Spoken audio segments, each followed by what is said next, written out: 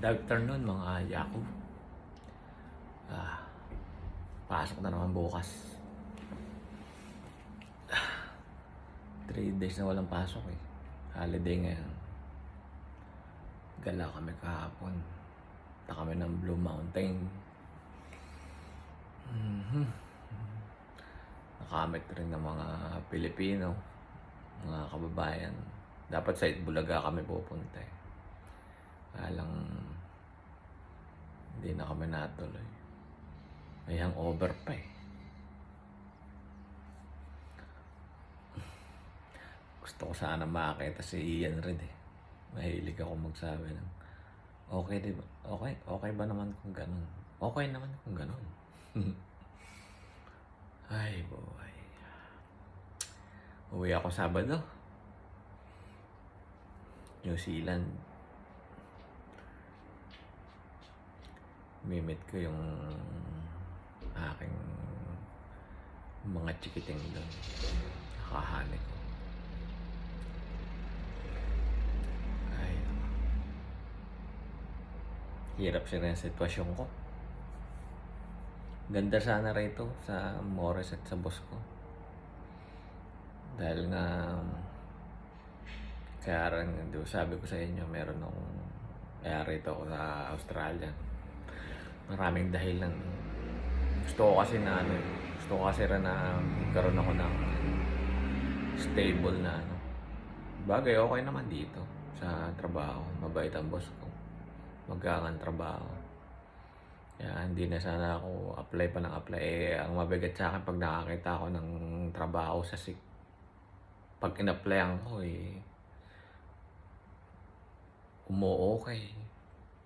So mga ilang dumating ako rito, ang mga tumanggap sa akin yan, yung Wales bus ng Smithfield. 3 days lang ako ron, bumalik na ako dito. Kaya nalulungkot ako eh. Kasi dito maganda, malaki kwarto. Tapos may tawag nga sa akin sa Toowoomba sa Brisbane. Kagaya rin ng work ko roon sa New Zealand, sa Volvo, sa Kamak. The same. Pareho talaga. Ngayon, ina-expect nila ako ng December. Dahil nga, yun ang sabi ko, December, kasi nga para makapag-isip ako. Nag-December din nag-aantay sa akin yung trabaho sa Minto. Dahil nga sabi ko rin, baka po pwedeng December. Naisip ko kasi kaya lagi kong sinasabi yung December. At least yung haba ng yung time na length na baka sabihin nila na kailangan lang namin talaga yung pwede namin makuha kagad ngayon makapagtrabaho. Kaya within 1 month para kaya ang sinasabi ko, pwede ba ako sa December? Kasi nga para mahaba rin yung process. Akala ko naman sasabihin nila, hindi namin kailangan ng ganong kahaba.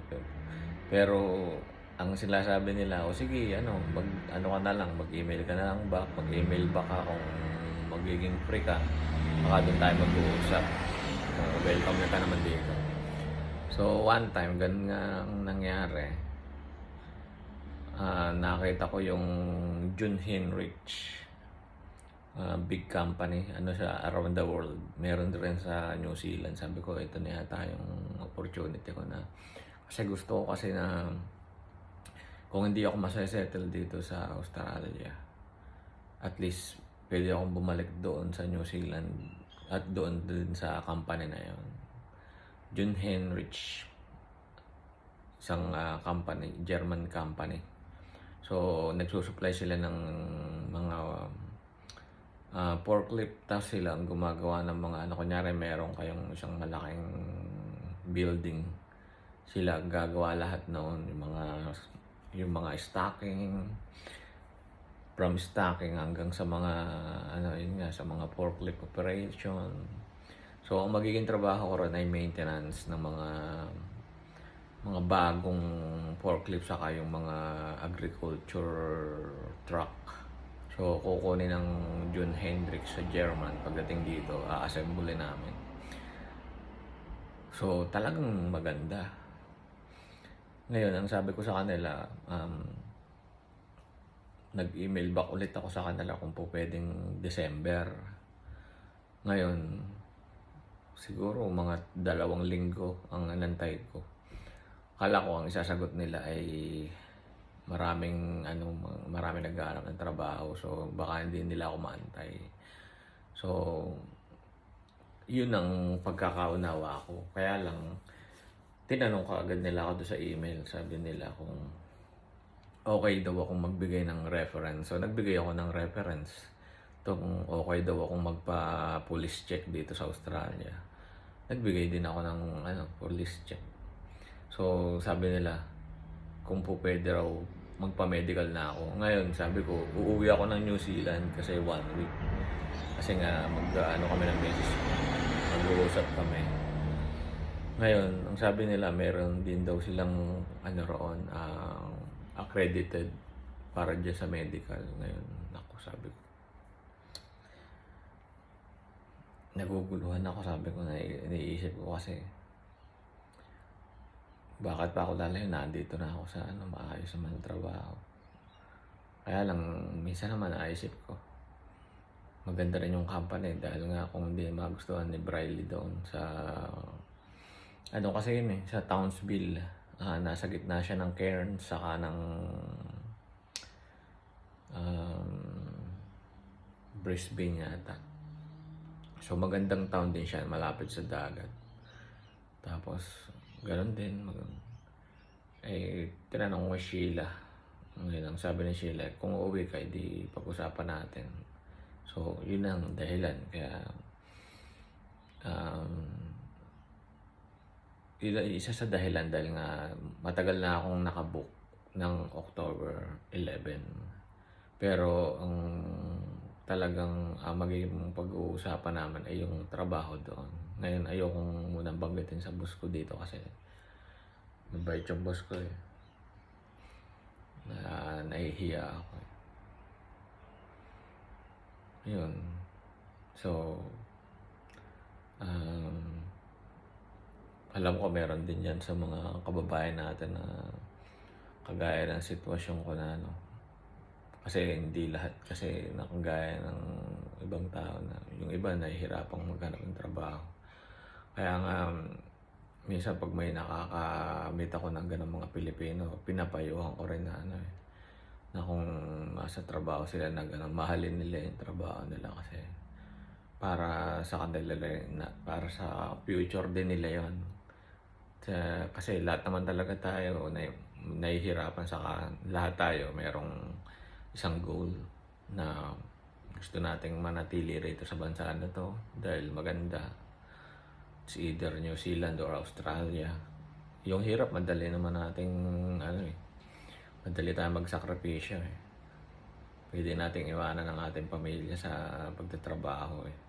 Basta mamit lang natin yung goal. Kasi pwede naman silang pumunta rito sa magsama-sama. So, ayun.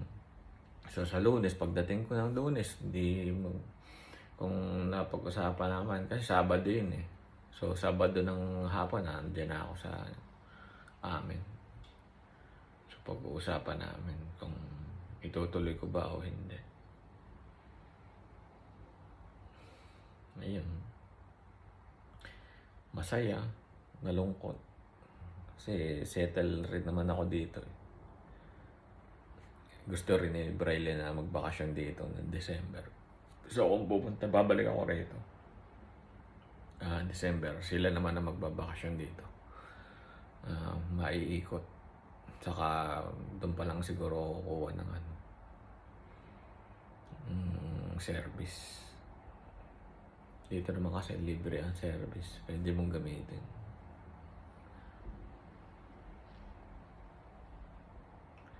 Yun lang.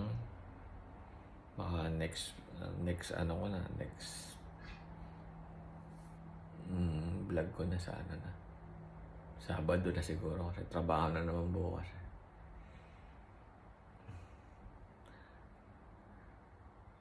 Sige, mga yakop. Katinambo ko. Pagupit ako eh. Lumilitaw na naman yung mga puti ko eh. Di pa ako nagtatanggal ng bigote. See you guys. Ay, buhay. Pasok ko naman bukas.